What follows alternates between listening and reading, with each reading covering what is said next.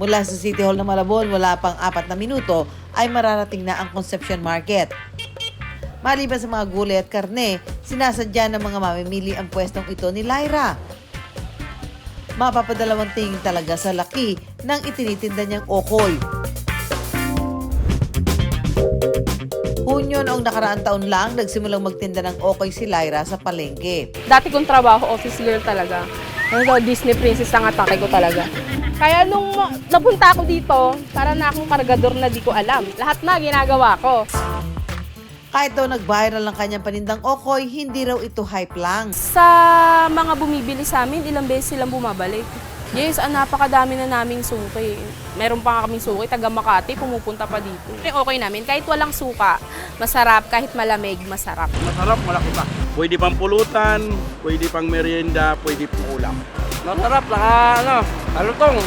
Yes. Magkano na kinikita mo ngayon? Basta po malaki. Ilang digits? 5 po. 5 digits kada araw.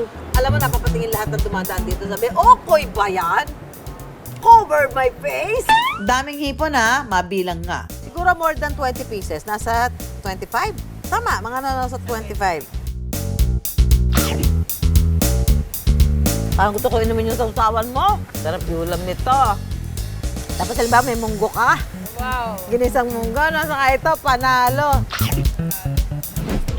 Yes, paguluto. Sis to believe nga raw na talagang gahigante ang okay ni Lyra at hindi lang for the clout. Ako kasi naniniwala naman ako as long as na tapat ka sa customer mo, kung ano yung nakita nila sa video, ayun yung matitikman nila, makikita nila. Ini-enjoy ko yung opportunity.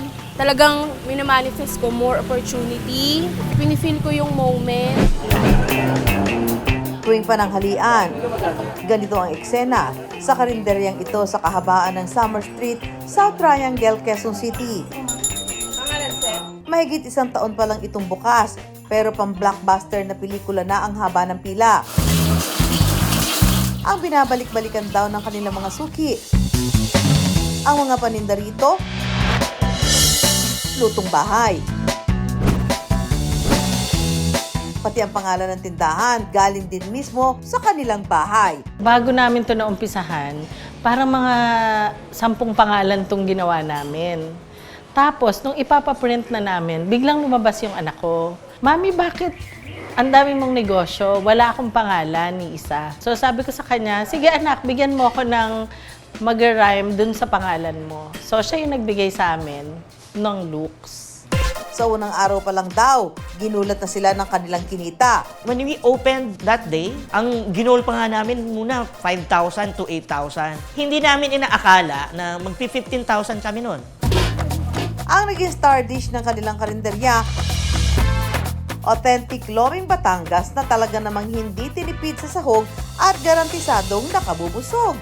Dito po sa Lomi, masarap. 10 out of 10. Masarap naman siya, tapos maraming ricado, maraming toppings. Sa loob lang daw ng 3 buwan, naibalik na raw ang kanilang ipinuhunan. Kaya nag-upgrade na rin sila ng mga paninda. Naghain na sila ng mga lutong bahay na pagkain tulad ng inihaw na bangus, pusit at barbecue. Kung lutong bahay ang ganap, dapat may kalderetang baka, kari-kari at nilagang panganang baboy na mainit pa ang sabaw.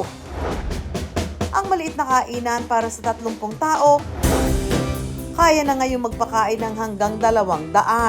At ang ambience ng lugar para talagang nasa sarili mong bahay. Very homey ang feels. Ang ino-offer nyo dito mga pagkain, mga dish nyo ay yung talagang pangmasa din. Yes po. Nakita po namin na maraming buildings dito. May mga condos, Ay, yun, yung mga hindi na may mga magluluto. company, walang panglutong bahay. So, yun ang iniisip namin, magdagdag tayo. Dagdag lang po kami ng dagdag. Madalas, ang iniisip na negosyo ay yung kakaiba o walang kapareho. Pero kung iisipin mabuti, tila mas may chance na sumakses sa mga negosyong ang binibida ay yung tried and tested na. Basta i-level up pa ang kalidad ng produkto, di yan pagsasawaan at babalik-balikan pa. This is it, pansit! Ang bidang pansit ng mga Oragon na pansit bato, matitikman na rin sa Kamay Nilaan. At sa unang araw pa lang daw, pumatok ang binuksang pansit cart ng dating OFW na si Mike. Nako mga kapuso, andito ho ako sa gawaan ng pansit bato ni Kuya Mike. Tingnan natin sa loob kung paano ginagawa ang pansit bato.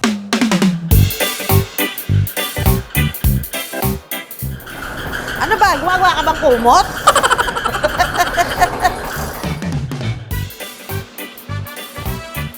Eto na.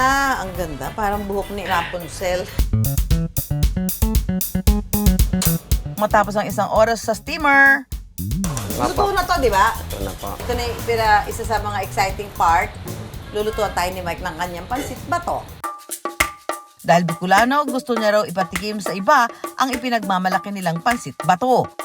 Yung first day, bali, ayun, unang-una, tuwan-tuwa ako kasi sa loob ng 5 oras, kumita ako ng 15K. Kinabukasan, muling sumubok si Mike kung papatok pa rin ang kanyang sinimulang pansit bato.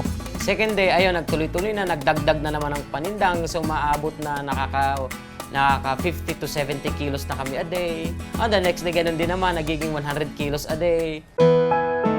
Pamilya ang isa sa naging sandigan ni Mike para palakihin ang kanyang negosyo. Nagiging motivation ko everyday siguro yung mga nakapaligid din sa akin, na mga kamag-anak ko, and then yung mga tao na umaasa sa amin. Then at the same time, yun nga, pagiging OFW na ayoko na bumalik ulit sa dati. Mga panahong talagang sobrang hirap ng buhay. So, eto na mga kapuso, yung pansit bato na ginawa namin kanina ni Mike. Eto na siya ngayon, niluto na. At ito ay may sabaw. Ito yung tawag na sabaw pa lang, kulang Ulam na. Kasi araw-araw po natin ginagawa yung noodles eh. Araw-araw, kumbaga fresh. One day pa lang, yun lang pinapaubos namin. Masarap yung pansit. Masarap din ang dinuguan. Kaya sabi ko lang, bro! Ngayon, kumikita na ng 6 digits kada buwan ang kanyang pansit bato at ang kanyang sikreto para sa long life na negosyo. Sipag at tiyaga lang talaga yung puhunan natin. Kung mayroon kang pangarap, don't wish for it, work for it para makamit mo yung gusto mong mangyari.